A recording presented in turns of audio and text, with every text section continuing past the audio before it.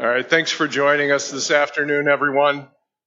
We're going to be journeying today from the ocean to outer space, and we're going to connect exploration here on Earth to exploration in near-Earth orbit and beyond. We're going to have people filtering in as schools let out, so just be aware there'll be a little bit of movement behind you and around you.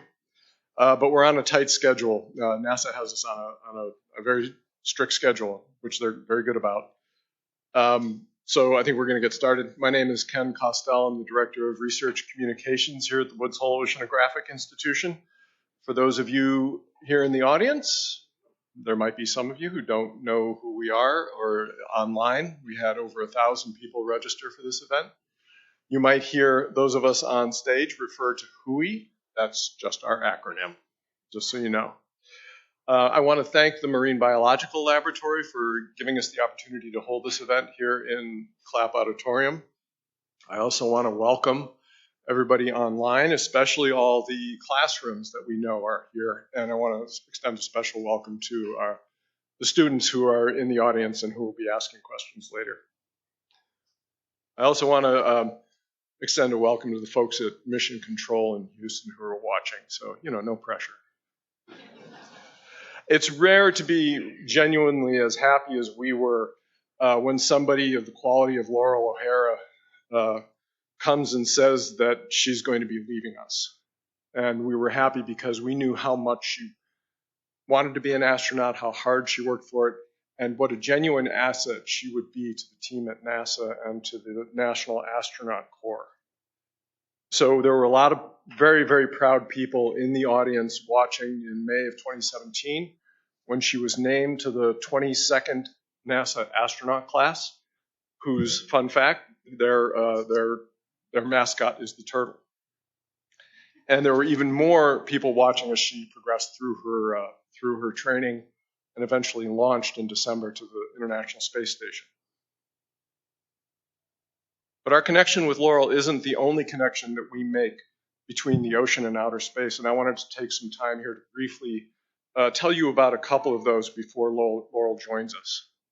First, we're going to have Bruce Strickrott up to talk about the spirit of human exploration embodied in the deep submergence vehicle Alvin that WHOI operates and that Loral worked on while she was here.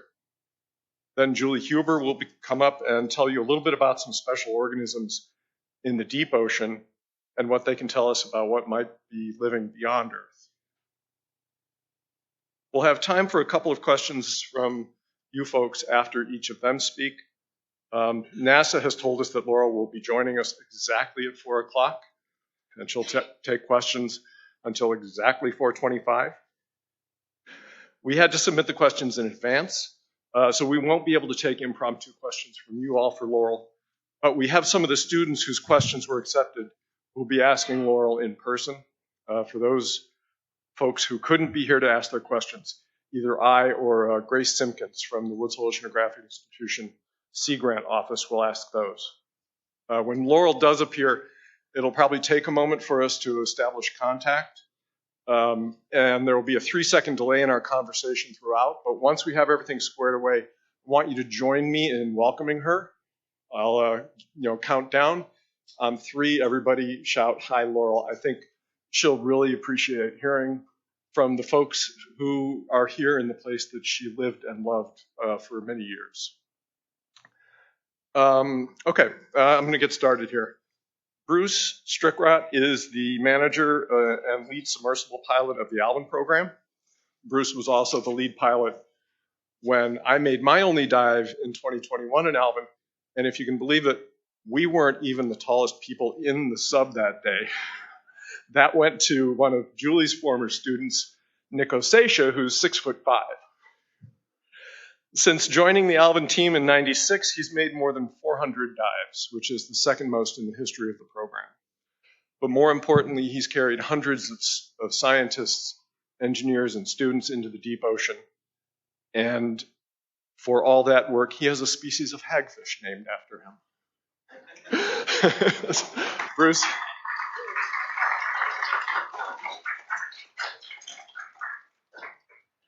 Go hagfish. So real quick on the hagfish. A hagfish is a carrion-eating animal. My last name ends in rot. Go figure, right? So first of all, welcome. And what an honor to be here to speak with Loral or about Loral and about the technology that we use to take people to space. I was really thrilled when Loral got accepted. I'm certain she was. She's the perfect choice. And I have always loved the whole space program. So how wonderful to have someone we know up in space. And it'll be great to see her again. So we're really happy about that. I'm an engineer and I love technology since I was a kid. Just playing with machines was something I really loved to do. Found myself in a job that lets me express that. And what a cool machine Alvin is. It's come a long way over the years, and it is, in effect, a spaceship of the deep. It has a lot of the same characteristics in sort of an engineering sense, and we'll briefly talk about that. I only have a short period of time. But I'm going to try to share with you some of the interesting analogs between taking people down in the bottom of the ocean and taking people up into space. Interestingly enough, when Ken said there's a 3-second delay when we're speaking to Loral in the station, there's about a 3-second delay when we're talking to folks in the sub back and forth because of the speed of sound in the water. So maybe she got a little practice before she got up into space. So a lot of folks don't know what a deep submergence vehicle is. This is something I've experienced during many presentations. I'm sure most of you have heard of Alvin before, but in brief, they're high-tech underwater spaceships. They're designed to take people into a crazy environment with extremely high pressures. They take humans to the deepest parts of the ocean. We're taking people all the way down to the deepest parts of the ocean with Alvin and even deeper with some of the other submersibles that are out there operating today. They have no physical connection to the surface ship. Once you get in the sub, we have the freedom to move around as much as we can. We have to talk to the surface and get permission to move to certain places. But we're not physically attached. And we have to bring our life support with us. So one of the things when you go into the ocean or you go into space, you have to bring your environment with you. And you encapsulate that inside the sub, and you have to treat it just like you would in space. You have to add the oxygen and scrub carbon dioxide out. And you have to keep it at manageable levels. And we do that all day for about 9 hours. I wanted to mention that I'm fortunate to work with a vehicle I love because we can get it and drive it around. But here at WHOI, we operate the National Deep Submergence Facility that has 2 companion vehicles. One is the ROV Jason, which allows people to operate from the surface ship. You can put a whole room of people in to watch real time and experience what we experience in the sub, but do it up on the surface ship. It's a remarkable machine. It does amazing work. And the other one is the AUV Sentry, which is a robotic vehicle that we can program. It'll travel around and do sensing and imaging, and it can do navigation and mapping that we take and embed into the submarine, get these amazing high-tech maps that make our ability to do our work that much better. So it's not the only, Alvin's not the only game in town, but I'm partial to being able to actually take people and bring them down. A little history, Alvin's been working since 1964. The program started in 64. It's been continuous. It was underwater with people before people went into space, and it's still doing that. I think that's something amazing. It's a testament to the people who started the program and folks that have kept it going. And with the new sub, we're looking at easily another 50 plus years doing this work. This is Alan Vine. Alan Vine was the sort of brainchild. There's a great new t-shirt that has his pencil napkin drawing. You can get it at Exhibit Center. And it looks remarkably like the sub we have today. And they named the sub after Alan Vine. 1964, Popular Science came up with what they thought Alvin would look like. This is a pretty amazing cover. I have a copy of this because it shows you, here we are, 1964, and then you're going to see what the sub looks like today. Great video. This will show you some of the real early history. This is the day the sub was commissioned. Take a look at the way the sub was shaped. I look at it and think, how in the world can you stand on it if you're a swimmer? Very slippery. And if you look at the history of the sub, in a matter of a few years, it started to change. The scientists gave us feedback, and the engineers had a chance to steadily improve the vehicle. And if you look at what we have today, it's an amazing machine, very high tech. There are a number of our engineers sitting in the audience here. Their signature in engineering world is all over the vehicle.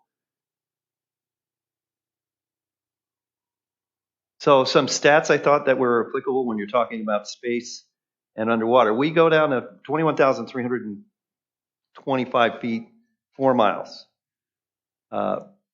14,500 pounds per square inch on all the outside of the vehicle. And we did a little number here. The hatch is a 21-inch disc, and I wanted to know what the force was holding that hatch shut when we're down in the bottom of the ocean. The number's in the neighborhood of over 3.5 million pounds of force on the hatch. And I can't imagine 3.5 million pounds of force. So I looked up the weight of a fully loaded 747. And it's somewhere in the neighborhood of 3 of those stacked up on a 21-inch disc hatch, right? And there's Frieder. Frieder knows. We've been together in the sub. You couldn't open that hatch if you needed to. So that alludes to this. How do you use a bathroom in a 6-foot sphere with 2 other people when you can't open the hatch and there's nowhere to go? The only answer I can give you is very carefully. And I suspect that's some of the same conversation that Laura would have if she describes some of the things that they have to deal with in zero gravity. 644 atmospheres. This is one area we get a little bit of a chip on our shoulder. We get 644 atmospheres of delta. Astronauts only have to deal with 1. But they get a great ride up and back, right? 3 lucky humans. I like to use the word fortunate. Folks that dive in the sub, whether they're the scientists or the engineers, the pilots, we're really fortunate to have this experience. We go to places that will change you, your understanding of the world. It's eye-opening, and I've been so honored to take so many people down and watch them have their first dive, and it's a remarkable thing. 9 to 12 hours, and we'll do this for 3 to 4 weeks straight. Right now, Alvin is underwater in the middle of the Pacific, diving on the vents with the 2 worms. They're diving today. There's another couple weeks of diving. Then I'm going to fly down and meet them and go right out there and do it again for another 3 weeks. 18 hours of life support. We have about 3 days of emergency, probably a little more than that. How do you become a pilot? Well, you need to be a technologist and have the ability to work at sea and fix things. And you got to train for about 2 years. And right now we've got 2 people. One just finished his solo dive and he's getting ready for all the oral boards to qualify as a U.S. Navy certified pilot. And we have another person that's just right behind us. So we're about 2 pilots coming in here soon. But it's 2 years. We study every system on that sub to the point where we can draw it from memory. Literally everything. It's an intense experience. And then they give you the keys to take people down. And then the most elegant part, lunch. Peanut butter and jelly, Snickers, an apple, a little coffee, not much else. Every once in a while, they'll change the lunch up, which is pretty good. They sent us down once with roast beef and onions. And imagine in a 6-foot sphere when you crack open the onions. There's our hatch shutting. This is a typical morning launching the sub. And then we're on our way down. And we're only on the surface for a few minutes before we get the clearance to dive, and down we go. In the deep water, it'll take us a little over 3 hours to get down. And it takes us about 3 hours to come back. We try to stay down between 6 and 7 hours on the bottom doing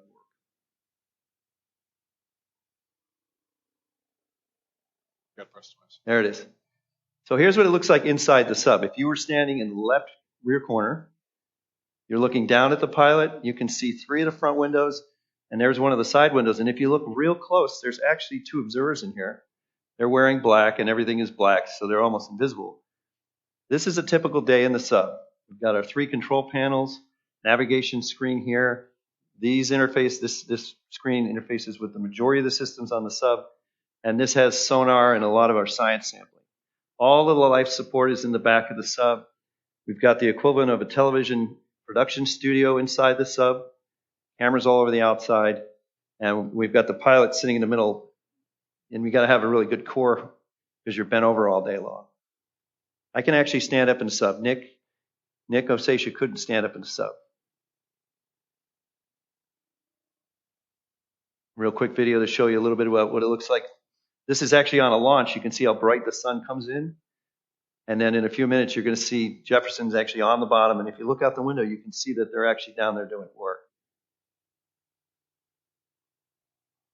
So you can look right out the window here. So they're actually down there, probably down at the EPR where there's the lava is all over the bottom.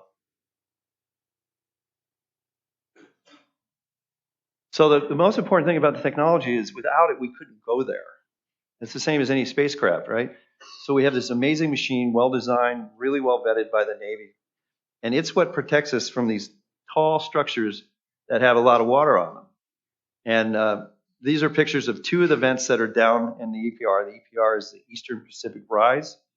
Right now, Alvin might be looking at this beehive smoker. These are some of the most amazing things. This thing is cranking out smoke and it forms this crazy shape we call a beehive. And then this one is belting super hot water out at about 380 degrees C. And that's right out the window. So you have to imagine the sub has to be able to protect you from the environment, but also you have to be able to get close enough to these smokers to work them. And it's really all about the technology. And occasionally we get visited by strange creatures. This is a Christmas dive in 2019. And when we came to the surface, Mike Sessa, one of our swimmers, was dressed like Elf. And I got to tell you, it's very hard to swim in an elf costume. But we had no idea this was happening. And Christmas Day, we came up and there's an elf on the sub. So we have fun. And I think what's important is two things. One, we work through the holidays many times, just like they do in space. And the folks out there have fun. We like to bring a little humor into our work. Mike is a hero, by the way, for swimming as Elf. And this is a metaphorical statement, which means I'm trying to make a point, but also show you some things. Here's Alvin at night in the hangar, and we've got a few of the lights on. Julie will talk to this. The deep ocean is black. 200 meters down, you lose light. So everything's in the dark down here. We have to bring our light, and we have lots of light, and that's how we can see things and do our sampling. But I think the technology also allows us to bring light on the deep. So without the ability to go down there and see it, whether it's with Jason or with the AUV or Alvin, we would just have these vague assumptions about what the bottom looks like. And we've learned so much, and the bottom is so dramatic and so inspiring. The technology is the key to that. And the other thing is, this is one of the things I think is very important in an analog with the work in space. And this is Carl Sagan. He's one of my heroes. I think this is a great quote. We're in very bad trouble if we don't understand the planet we were trying to save. And we need to do that in all ways. We need to look at it from above the planet, and we need to get down into the bottom of it and look at it from there. And I'm interesting to hear Loral and some of the things that they're working on. Thank you. And what I want to tell you is this picture was taken in March of last year. We were diving around the Galapagos. This is a pretty typical day out in the ocean in the evening during recovery. Beautiful evening. We've got the folks swimming and the subs being recovered. And as soon as we hit the deck, then the science descends and all the work gets started. So we have time for a couple of questions. If anyone has any in the audience for Bruce, while we get a mic to you, I wanted to ask you, Bruce, 400 dives, what stands out for you as the most amazing places to take the sub? Well, this particular trip I was out diving on was somewhere in the neighborhood of like 150 plus voyages I've gone out diving with the sub. And I have a few trips that were really number one. This dive series was amazing. The Galapagos is an amazing place. And diving right around the islands was something no one had done, or at least not with Alvin. So that's a standout. I remember my first dive and what that was like. It wasn't very productive, but it was in the Guaymas Basin, diving around tube worms, and I was good enough to make the sub go down and come back up, but not very good about sampling. And over the years, you learn how to become a pilot after you're qualified as a pilot. So that was a standout. I've had the opportunity to take so many people down on their first dives, and those are the dives that have changed me throughout my career, because the people that are going in the submarine have waited for a long time to get that experience.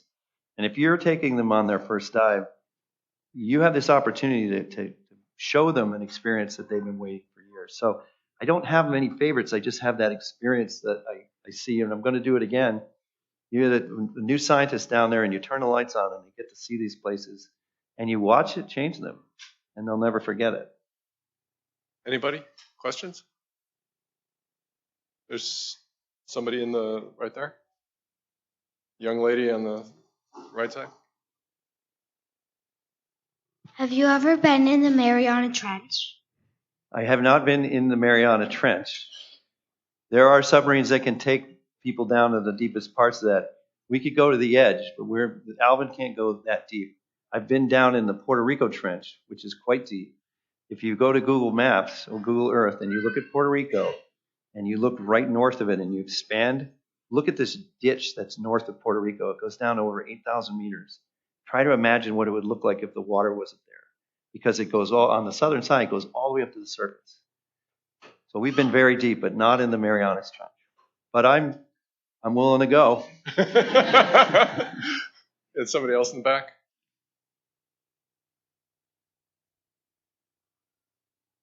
Is there any sort of effect that that many dives at such deep levels have on the human body that, say, a layman wouldn't think about or know? It's a good question. For the most part, the answer is no, provided that you stay in shape enough to be able to be in the sub all day like that for many days. The next trip I'm doing, I'll be in every other day. But I'll tell you what, the way I've sat in that sub for years, I found out that I moved my right foot in a particular direction. So now my right foot on certain days reminds me of that. And I think I have a future where my right foot will be the reminder of many, many days in the sub. We're gonna have to continue on, but if we have time after Julie, we can go to questions for both. Thank you, guys. Thanks.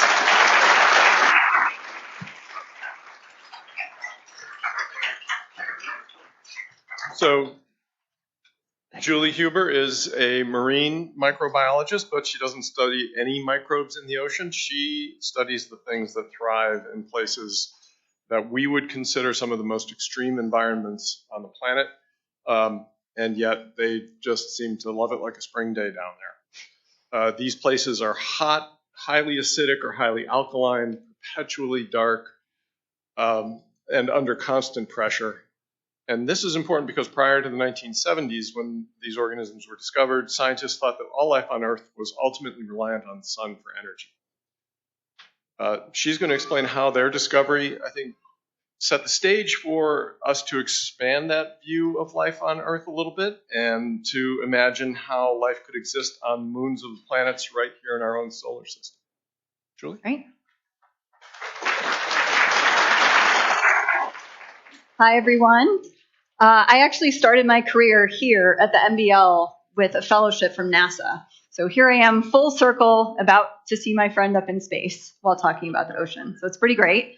So thanks for that wonderful introduction to the technology we use to study this marvelous blue planet, a place that I've been fascinated with since I was a little kid. And unlike all of you growing up here in Woods Hole, I grew up in Ohio. And so I think it is a great privilege to be here studying the bottom of the ocean. And what I want to talk to you about today is what we're actually studying down there. So this is me sitting in Alvin, about 1.5 miles beneath the ocean. This is many years ago.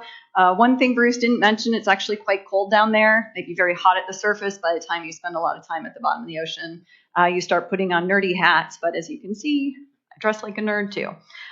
So whether we're doing it this way or we're peering through the eyes of an ROV, a remotely operated vehicle, which is a way that, as you'll see, I also do my work. You know, I'm fundamentally interested in what is happening on the seafloor. And today I'm mostly going to be talking about underwater volcanoes because it's the best parallel we can make to searching for life beyond Earth. So Bruce already showed some of these spectacular black smokers. These are formed when seawater goes deep into the crust, reacts with hot magma, and it is altered chemically, and that then comes out and precipitates again on the seafloor. We are doing this work actually with a remotely operated vehicle, and as Bruce said, these fluids can get super hot and build these spectacular structures. But we can also get low temperature events, and that's usually where you find all this animal life. So this is footage from the Galapagos Spreading Center where hydrothermal vents were discovered in 1977.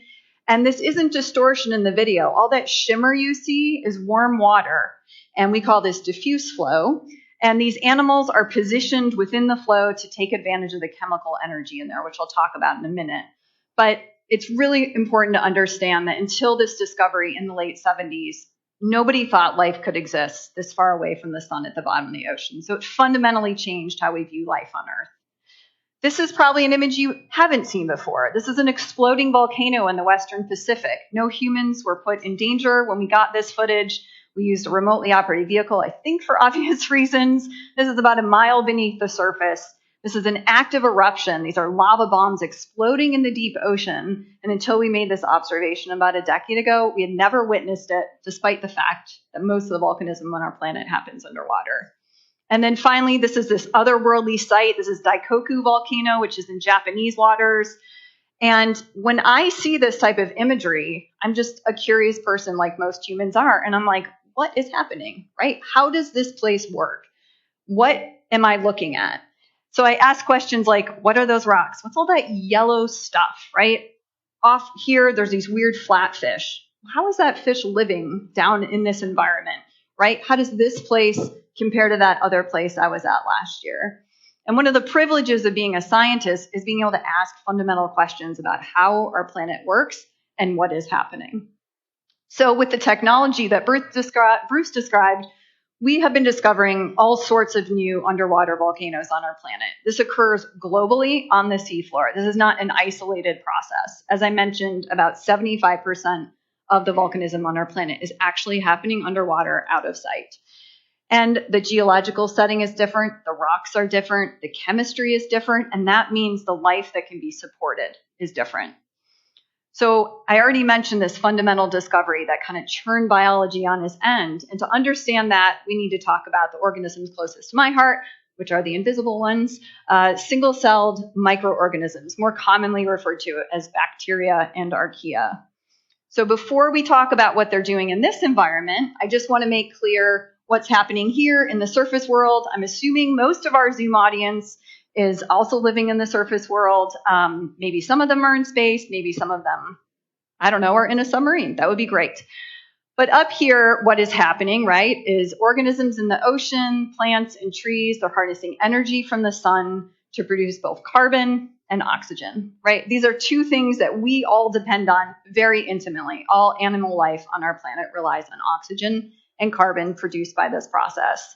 Now, maybe you directly eat your vegetables, or maybe you would prefer to eat the cow that ate the vegetables. But no matter how you look at it, our life is intimately linked to this process going on at the top, which I assume everybody knows is called what? Photosynthesis, right? This is what we are taught textbook. This is how life on Earth, survives and thrives.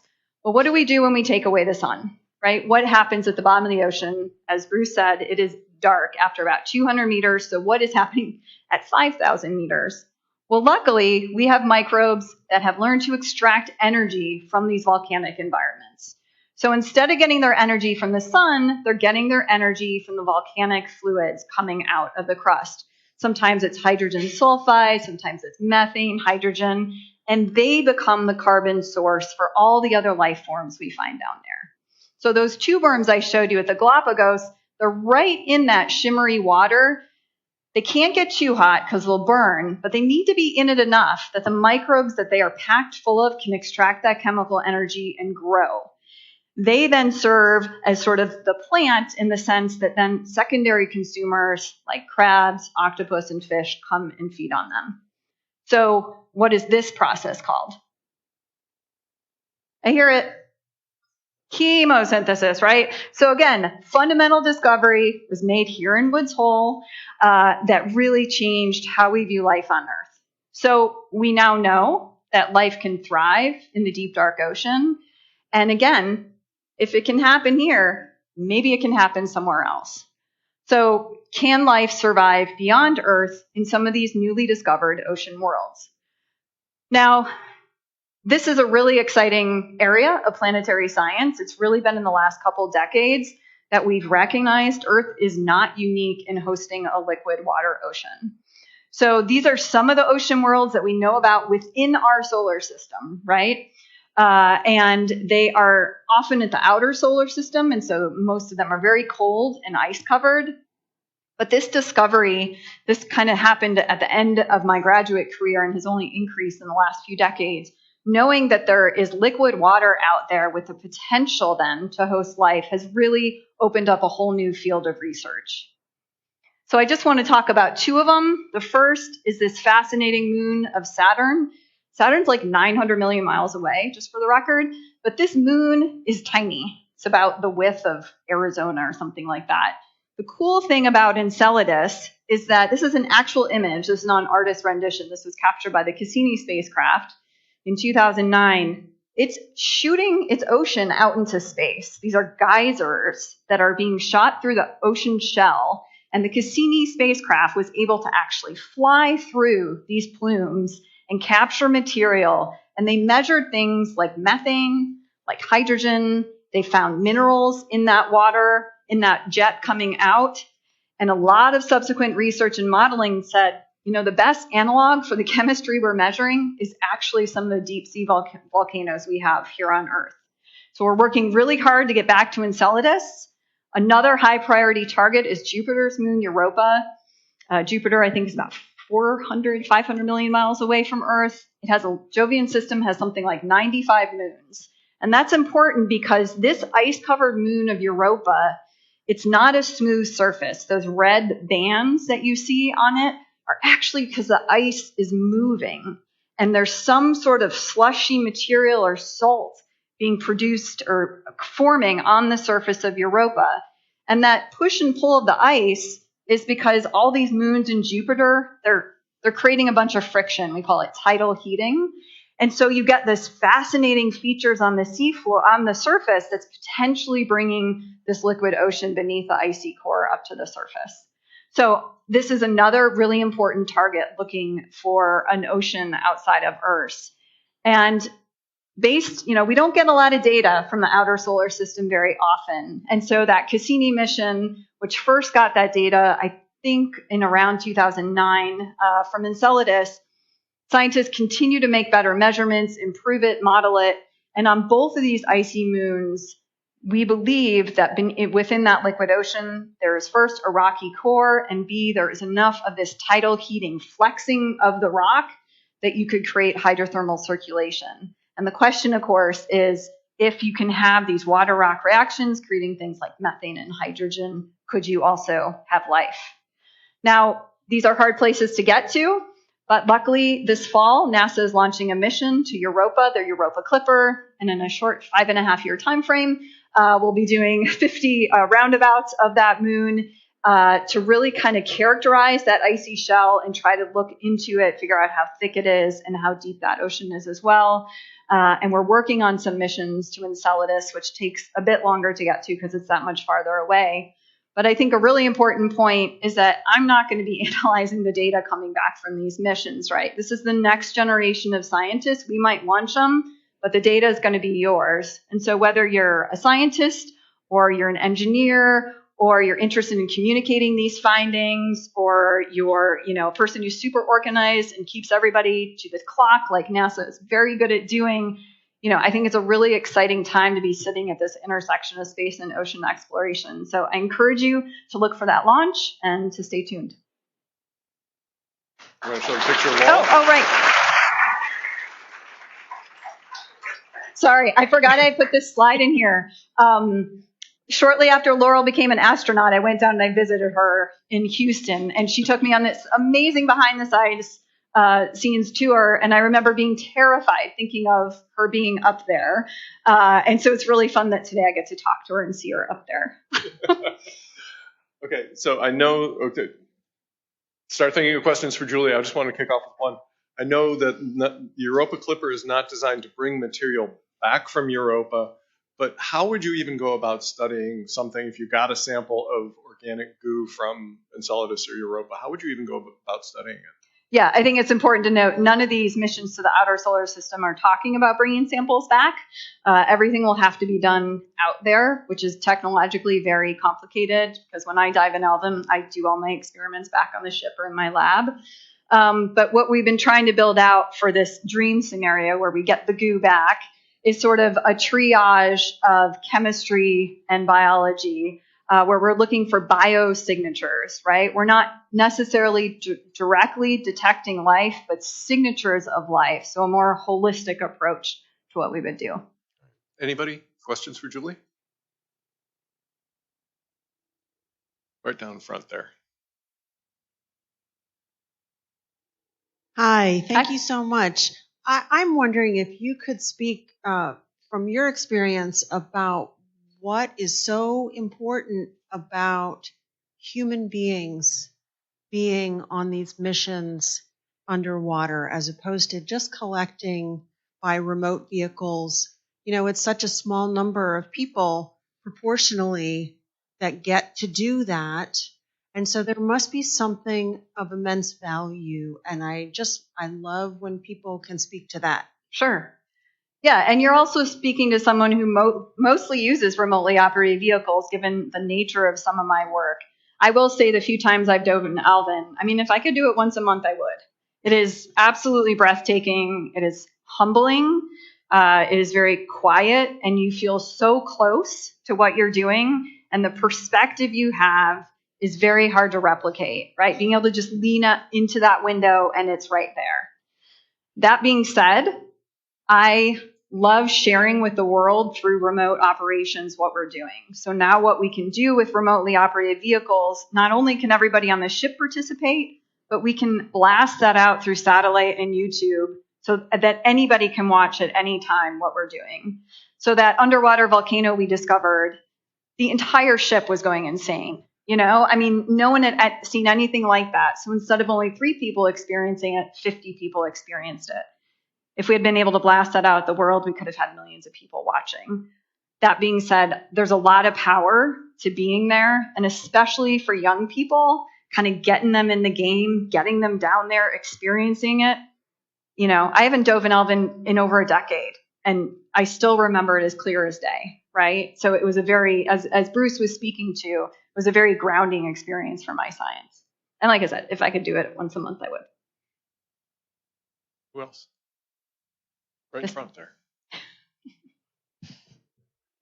Can the geysers reach 2 miles high? Oh, that is a very specific question that I don't know the answer to. I don't know how high they go. Why did you choose 2 miles? Just 'cause? Yeah, I'll have to ask all my really smart planetary friends. I mean, if you imagine that's Arizona across, that's probably more than 2 miles. Yeah, probably. Thanks. Anybody else? This one right here. What's your favorite thing you ever studied? My favorite thing I ever studied? Ooh, that's a good question. I still hold really close in my heart that experience of watching an underwater volcano explode in front of our eyes. We had hints that something was happening, but when we got to the seafloor and actually saw, there are lava bombs going off in front of us. A very senior scientist ran out onto the deck of the ship and he looked over the side. He was convinced we should be able to see it. Of course we couldn't. It was way, way, way too deep. But for so many of us, it was something that we had thought about what it would look like, and sort of we had seen it happen on land, and so to actually witness it in person was just really remarkable.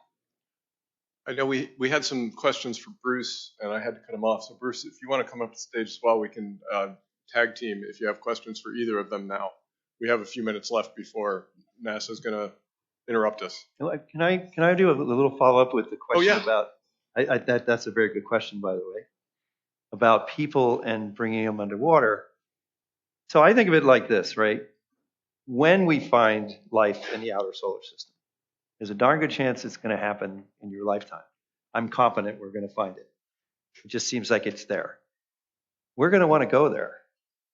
It'll be a heck of a mission to get people out there. But I think the collaboration between robotic technology and human technology that's enabling ultimately leads to people going places. And the reason I bring that up is that's what humans do.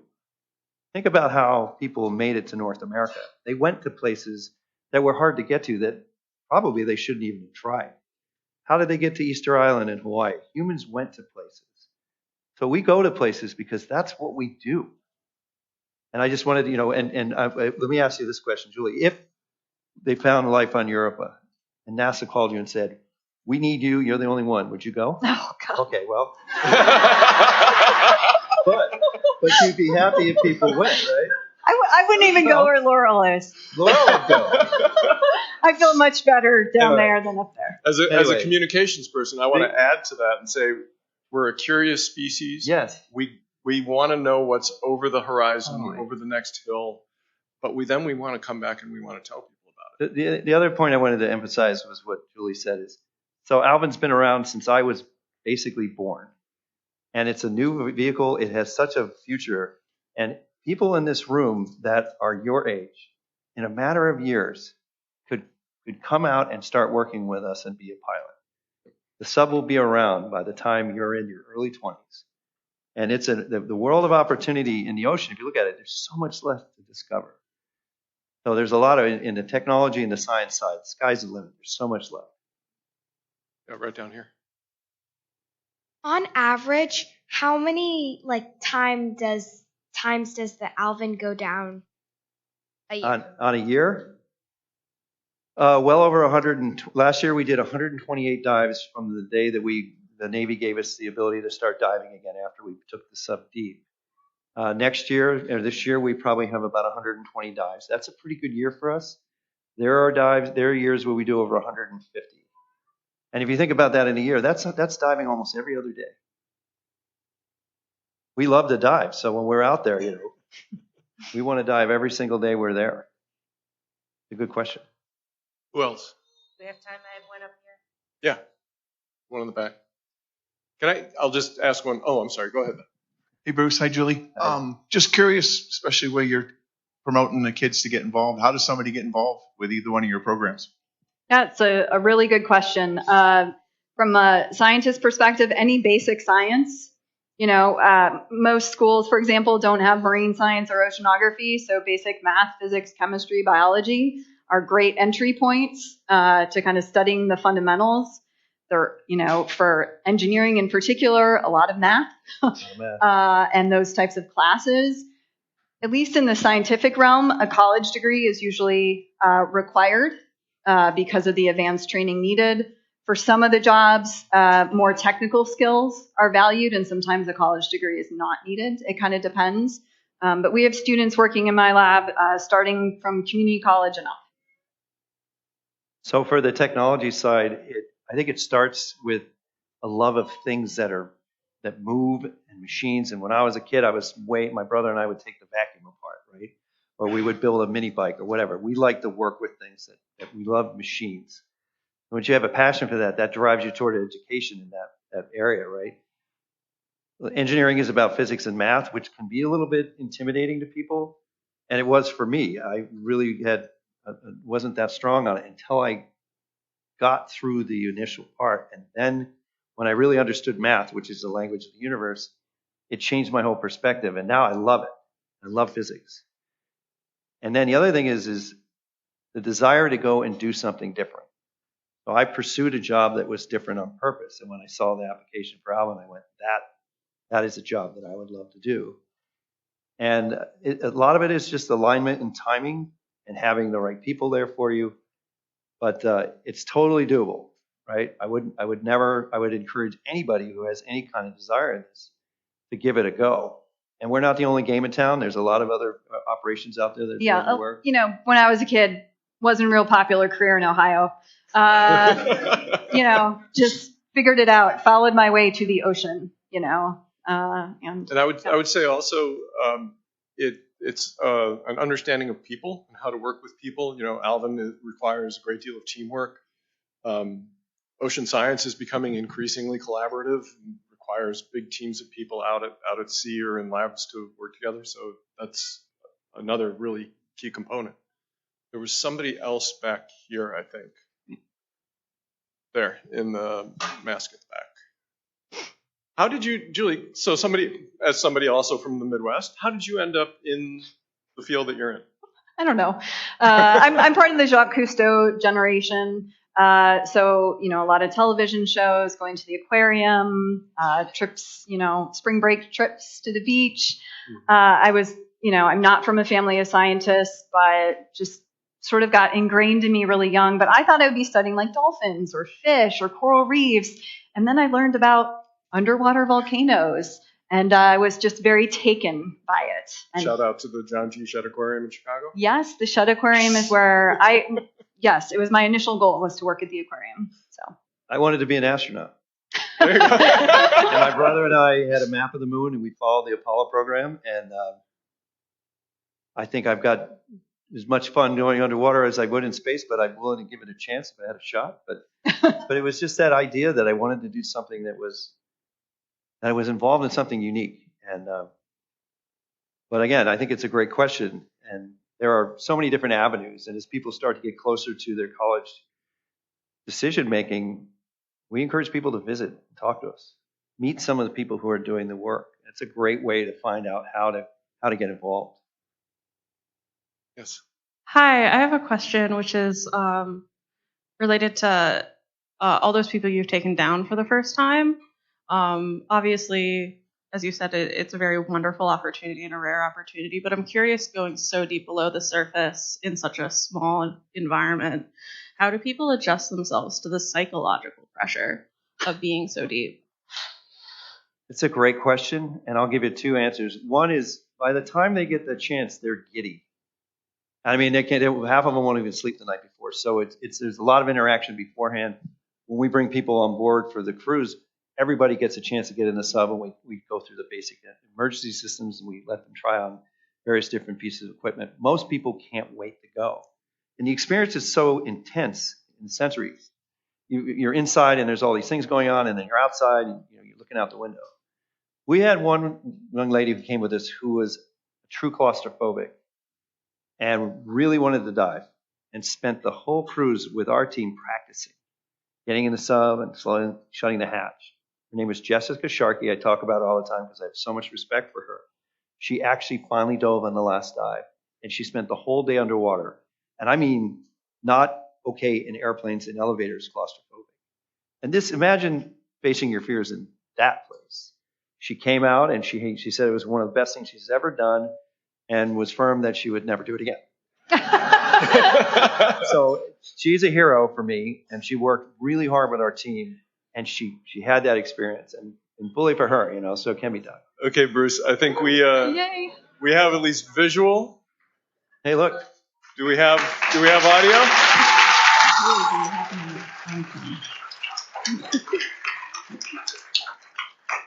Hang on a second. Do we have you, Laurel? Love the HOI shirt. Yep.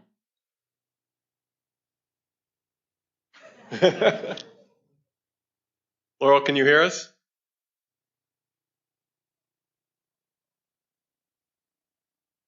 Can you hear me now? Laurel, can you hear us? HOI station com check. This is HOI. We hear you loud and clear.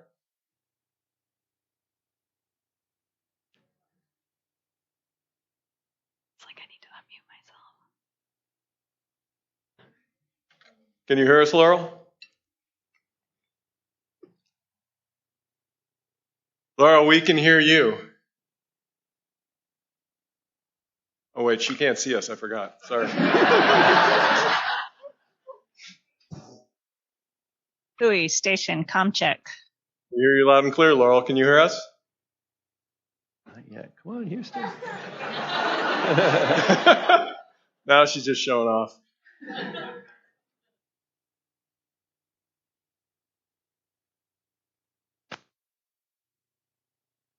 Can you hear us, Laurel?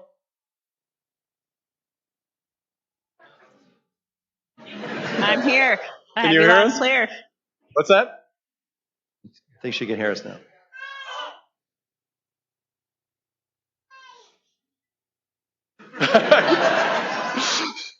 I can hear you. Okay. All right, everybody. Wait a minute. On three, hi, Laurel. 1, 2, 3. Hi, Laurel! Yay. So Incredible.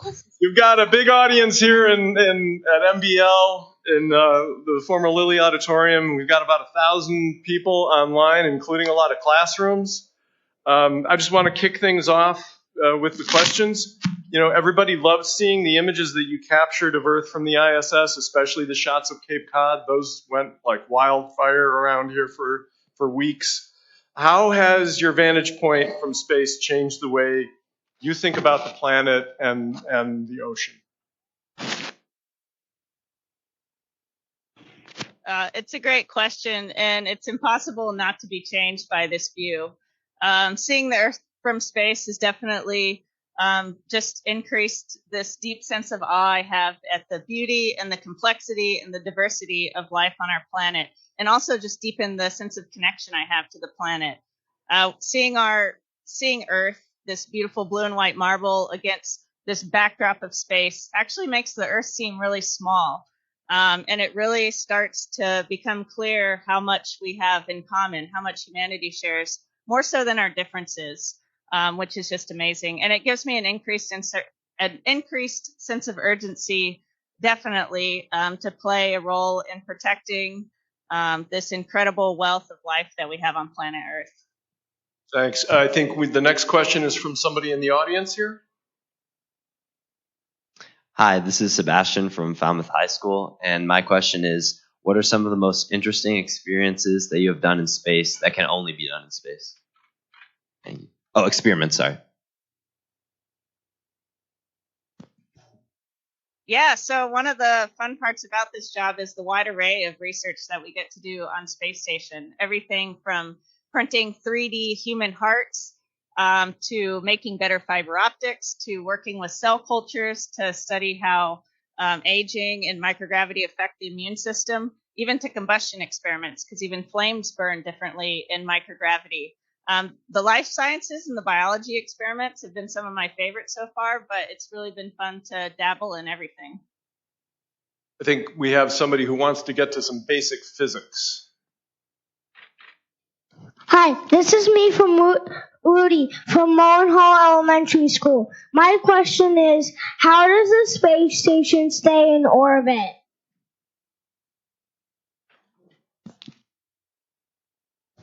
That is a great question, and we are actually always falling back towards Earth, pulled in by Earth's gravity. So periodically, we need to do what's called a reboost, where we use thrusters, usually thrusters on the Russian segment of space station, to boost us back up to a higher altitude. Got another question from the audience? Hi, this is Torrin from Hall Elementary School. My question is, where does the water in the toilet go when you go to the bathroom? You knew it. You knew it had to come. Everybody asked about Alvin asked that.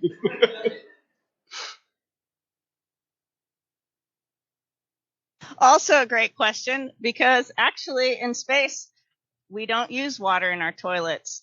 In Earth, water flows due to gravity, but since we have no gravity, up here, I'll show you, I've got a little demo here about how water behaves in space. It just blobs up like this due to the surface tension. Now I gotta deal with this.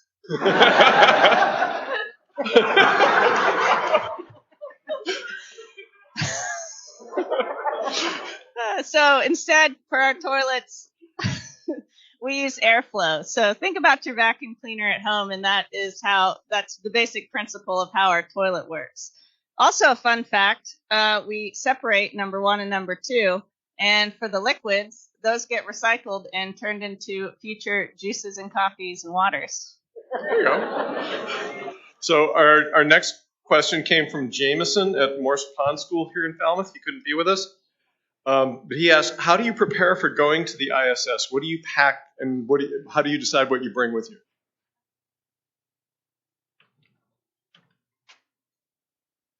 Yeah, so we train for about 2 years before a space mission, and that includes everything from studying the launch vehicle that we're going to ride from Earth to space station, to studying space station systems. We learn how to use the robotic arm. We continue our spacewalk training, keep learning Russian, and we study a lot of the science, some of the more complicated scientific payloads that we do. But on launch day, I just show up with a spacesuit, basically. Before the mission, grab people on the ground, organize all of our food, all of our clothes, things like our toothbrush, and that's all waiting on space station for me when I arrive. We do get to bring some personal items, though.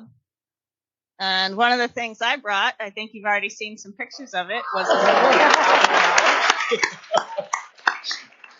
shout out to DC for making it. Oh, that's right. But this has been really fun and nice to have up here. Yeah. Loral, I heard you also are wearing Alvin socks. Could you show those to us? I am.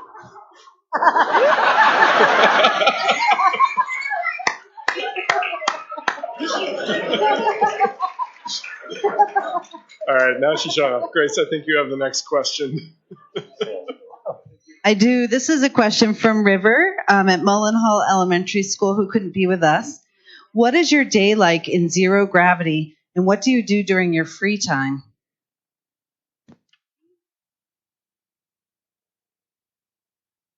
Yeah, we usually have the weekends off, so we have a fair bit of free time, about a day and a half a week. And I like to take pictures in cupola. I've gotten really into photography up here, and we have a couple amazing windows. Cupola is, we like to call it our window to the world.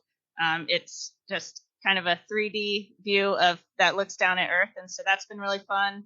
And then otherwise, I like to read a lot, write in my journal, and hang out with my crewmates. I think the next question is here.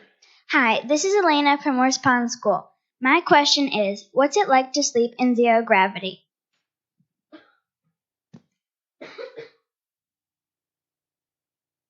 Well, it depends on who you ask. Some people sleep really well up here, and others don't sleep very well. One, because of microgravity, and two, because we see so many sunrises and sunsets every day that it can mess with your circadian rhythm. You don't really know what time it is anymore. I fortunately sleep really well. I love sleeping up here. I think it's better than Earth. And the way it works is we have a sleeping bag that we zip ourselves into. That's attached to the wall with bungee cords. And then you just kind of like float in the sleeping bag. And so for me, I just kind of stick my arms out and I just sort of assume this position. So continuing on that theme. It's kind of like going under. Go ahead. Go ahead. Continuing on that theme of life on the International Space Station, how's the food? I think the food's great. I'm not a picky eater, but we have a couple options up here. I brought you some examples here. Gonna release all the food out of this bag and then probably let it just fly away.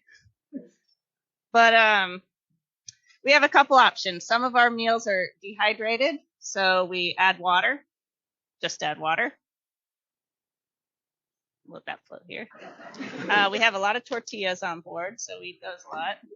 And then we also have these green pouches. These are kind of like MREs, so you just heat them up and they're good to go. These are some of my favorite things: tomato basil soup, tortillas, fish with mango salsa, and then Russian soups. So we trade food with our Russian cosmonaut crewmates as well to get a little bit of variety. So several people submitted questions in advance that were asking this, including Ashley Strickland, who's the science reporter for CNN. She asks, how did working with underwater vehicles like Alvin and Jason and diving in an Alvin prepare you for life aboard the International Space Station?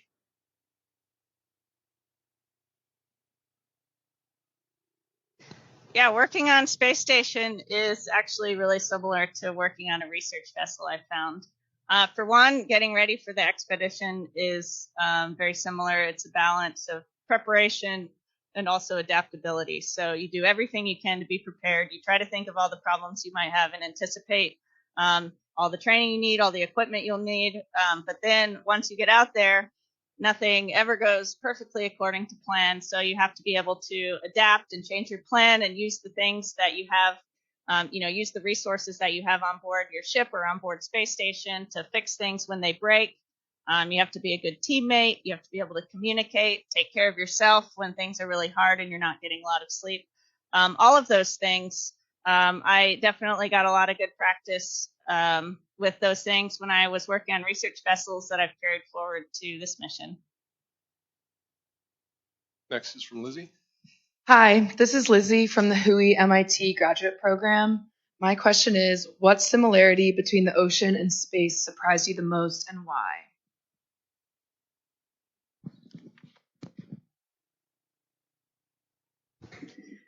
I'm not sure if it's so much as a surprise, but one thing I have found is that just the spirit in both communities is the same. It attracts people who are very adventurous, competent, confident, good-humored, and both of the fields with a lot of our work, it's easy to ask, like, why? Why go to the moon? Why study microbes deep in the ocean, study extremophiles? And the answers for all of those questions are the same, and that's to understand how our planet works and understand our place in it. I think the collaboration between the ocean community and the space community has been amazing and is a key part of our future going forward. There's already so much exciting work going on, and I hope that we just build and build and build on this. Ms. Curley's class from Barnstable Intermediate School wanted to know, what got you interested in both ocean and space research? Was it a summer program, a mentor, a teacher, or a family member? What drove you to what you're doing?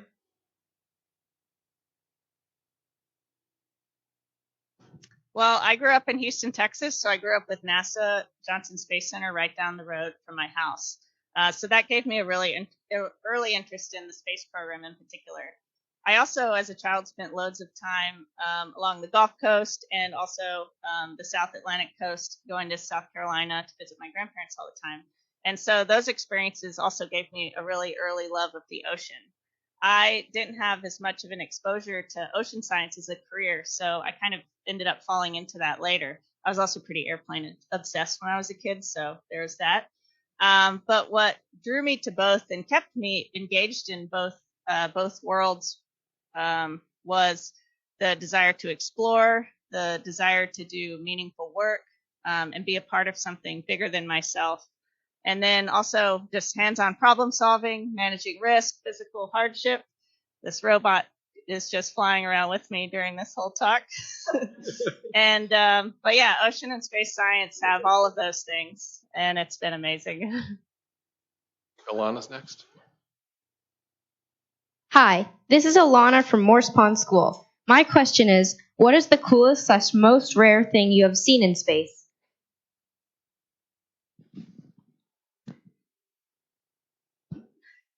I think I say wow almost like once a day when I look out the windows. Every time we fly over the same parts of the planet routinely, but every time it's a little bit different. The lighting's different, the season's different, just the time of day is different. And so you see it from a different angle. And so there's always something new and amazing to see.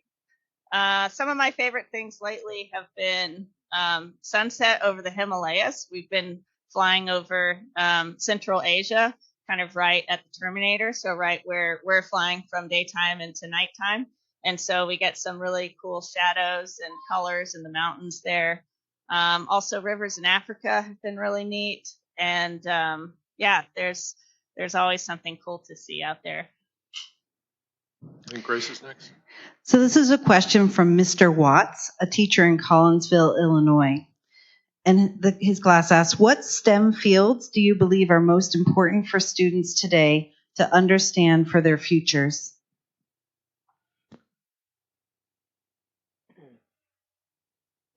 That's a tough question. And I think I'm not sure there is one most important field. And I would also want to add humanities and arts to that. I think STEAM is really important in addition to STEM. I think that the world needs today more than ever well-rounded humans who are capable of critical thinking, problem solving, who can communicate and understand others even if they're very different from themselves, no matter what their career. So understanding our place in the world is a critical part of this, though.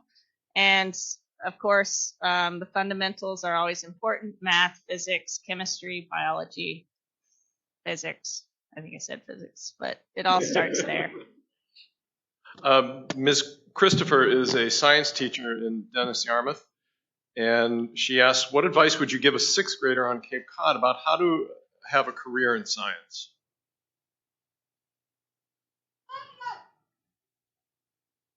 Oh, Cape Cod might be one of the best places to have a career in science. But I would say look for opportunities to get experience in the field that you're interested in, whether it's reading books, looking for summer camps, or even talking to scientists and engineers in that field at WHOI and other places. You can find people who are doing really cool things that you're interested in and see what paths that they took to get to where they are. Everyone takes different paths, and there's a million different ways to do life, but that can give you some ideas for different options for yourself.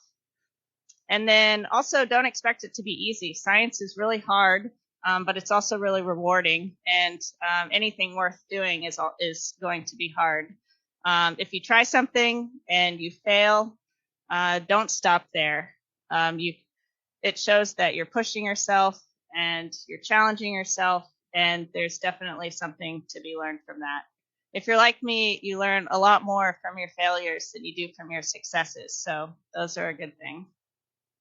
Another question from Ashley Strickland at CNN.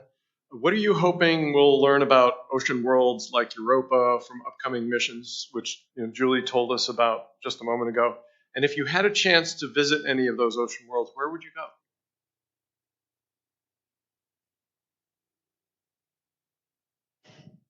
Yeah, this work is some of my favorite work that's being done in the world right now. I think it's super exciting. And I think, like most people, I would be insanely excited if we found life or even any signs of life on any of those planets. I think it would be a dream mission of mine to get to go to one of Jupiter's icy moons like Europa or Enceladus with a little robot, kind of like Orpheus or something else, and get to explore the sub-ice oceans that are on those icy moons. I think that's the stuff of dreams. Another student in the MIT HOI joint program named Kayla, she asks, were there any technologies that you were excited to learn about during your training that you didn't know about before?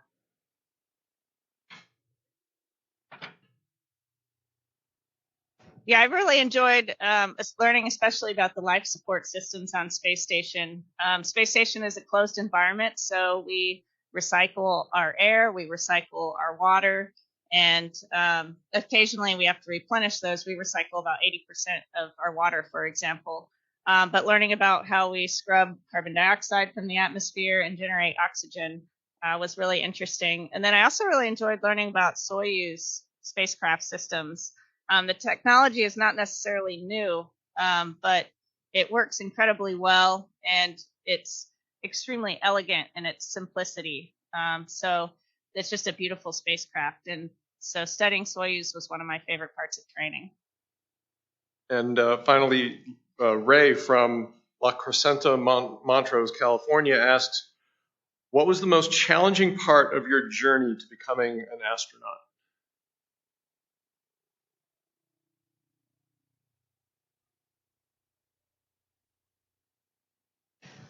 So for me, the most challenging part of this mission and my preparation for this mission was definitely the last couple months on Earth leading up to my first launch date, because it did get delayed by 6 months. But those couple of months were just nonstop work. Training was really heavy, so my days were very full of all different flavors of training. There were also a lot of medical activities going on, getting ready for launch. And then I was just trying to get my personal life in order as well. So I would wake up and pretty much be working all day. And so leading up to that first launch, I hadn't even had a time to sit down and even take a minute to think about what I was going to go do. So in some ways, the delay was actually a good thing. But yeah, those days, those last few months of training for all of us are really tough. We have to know a wide variety of subjects, and that's sort of the time when we're cramming, so to speak. All right, our window is coming to a close here, so I want to get a message from everybody. So on 3, thank you, Laurel. 1, 2, 3. Thank you, Laurel. Thanks very much to Laurel, and thank you to everybody behind the scenes at NASA who made this happen.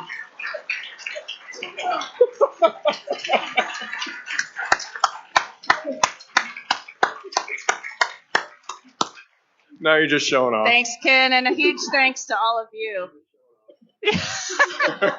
I just wanted to say a huge thanks to Woods Hole, to HOI and the Woods Hole community. The support and enthusiasm that I felt from all of you from just the time that I even came to NASA all the way through this mission has just been simply amazing and a huge honor. So thank you all for your support. I really appreciate it. Well, thank you, Laurel.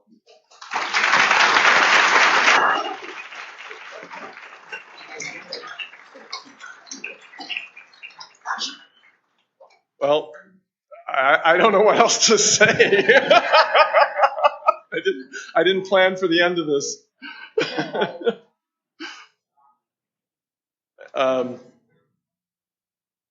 Great job. Yeah, Well, I'll chime in because I know there's a lot of other people online. All right. And just say to all of those. Okay. Go ahead. Go ahead.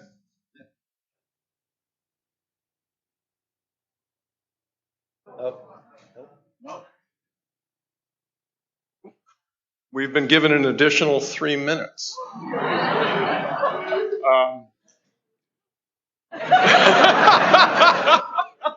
What do you miss the most about life down on planet Earth?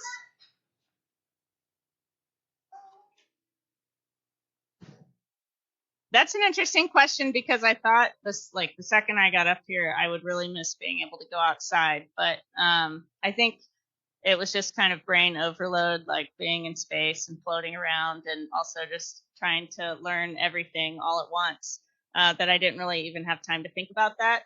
But as I watched winter kind of settle over the northern hemisphere, and just see snow blanket everything, I started to really crave winter and snow and just that feeling of being outside on a really cold morning. So I am looking forward to that, although I will miss winter this year. Might have to go find it somewhere. And then I would love a bowl of guacamole and chips. We don't have fresh food and crunchy things up here, so that sounds good. Bruce, and of course, seeing all my friends and family, jumping in the ocean. Bruce, do you have a question? Hi, Laurel. Nice to see you. It's been a while. I think there's so many questions. I don't even know where to start. What's for dinner?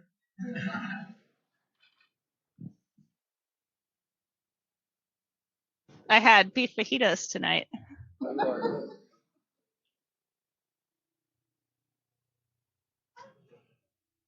Anybody else? Kathy?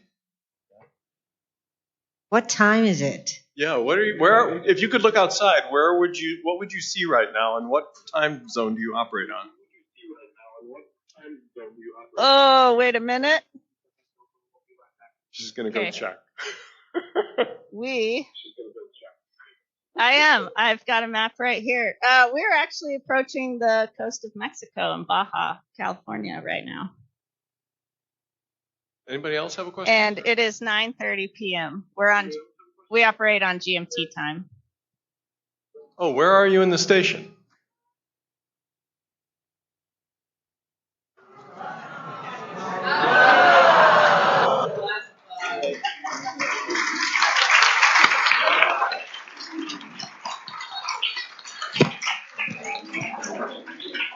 I want to thank you all for coming, and just think about this before you leave. I heard a little factoid that since October 31st, 1999, all of the humans on Earth have not been on Earth. There's always been somebody in orbit. And now our very own Loral O'Hara is one of them. So thank you all for coming.